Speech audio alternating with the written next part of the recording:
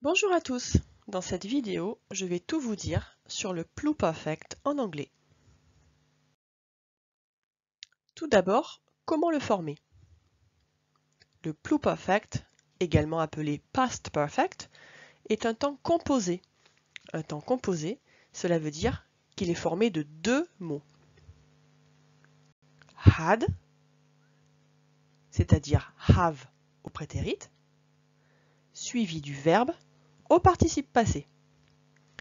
Je rappelle que pour former un verbe au participe passé, on lui rajoute ed s'il est régulier, et s'il est irrégulier, on doit le connaître par cœur, et il s'agit de la forme que l'on trouve dans la troisième colonne du tableau.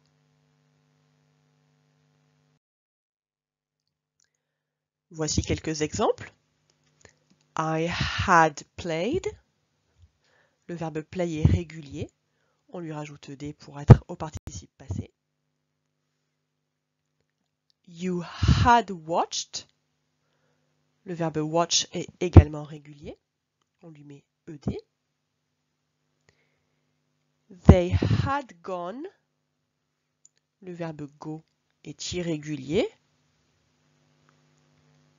He had been. Le verbe be est également irrégulier. On remarque que pour chacun de ces verbes, on a mis deux mots pour conjuguer. Intéressons-nous maintenant aux questions et aux négations. Pour former les questions et les phrases négatives, on a besoin de s'aider d'un auxiliaire. Et cet auxiliaire, on l'a sous la main, c'est had au pluperfect.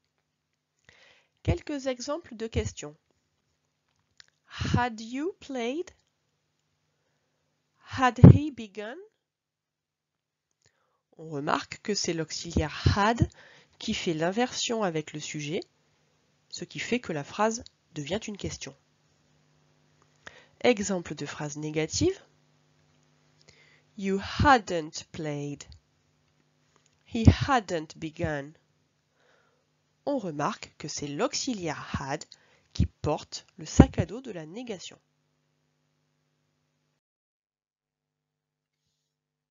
Quand utiliser le pluperfect? Le pluperfect est un temps plutôt facile puisqu'il correspond presque parfaitement à notre plus que parfait français. On l'utilise pour évoquer une action antérieure à un point de repère passé. C'est-à-dire qu'on part d'un point de référence dans le passé, généralement au prétérit, et on remonte encore plus loin dans le temps avec le pluperfect. Voici notre point de repère dans le passé, et notre action au pluperfect va se situer avant. Par exemple, Mary watched TV at 5 o'clock. She had finished her homework before. Mary a regardé la télé à 5 heures. C'est mon point de repère dans le passé.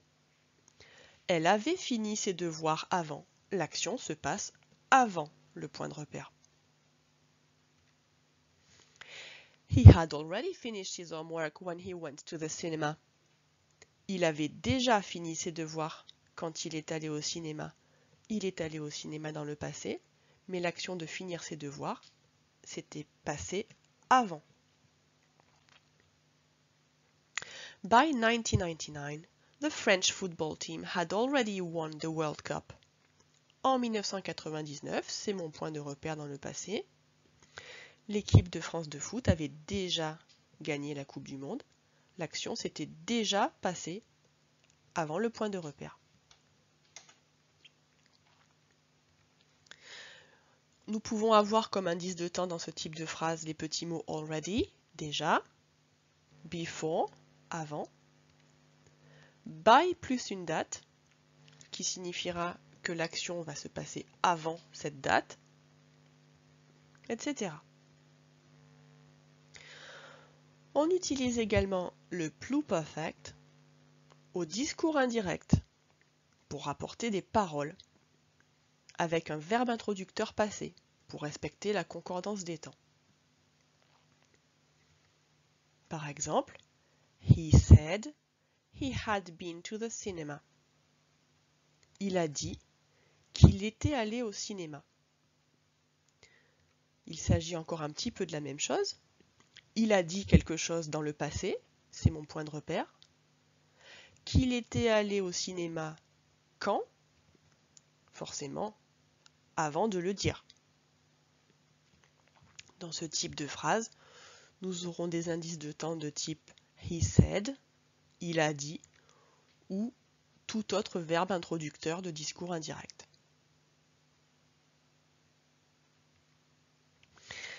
Il est important de comprendre que tous ces verbes au pluperfect ne peuvent pas exister sans leur point de repère dans le passé.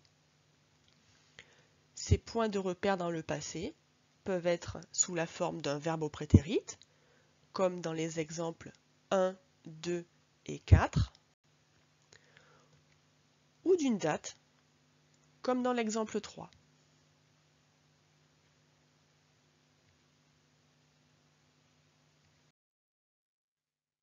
On utilise également le pluperfect dans les hypothétiques de type 3. Les hypothétiques, ce sont les phrases en if. Et dans les hypothétiques de type 3, on imagine si on avait été dans telle situation. Mais c'est trop tard. Par exemple, if I had won the lottery, I would have bought a new TV. Si j'avais gagné au loto, j'aurais acheté une nouvelle télé.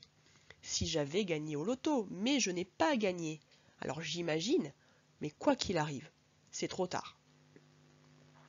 Dans ce type de phrase, on aura comme petit indice if. Si tu veux en savoir plus sur ce type de phrase, je t'invite à visionner la leçon sur les hypothétiques. Je te propose maintenant de t'entraîner.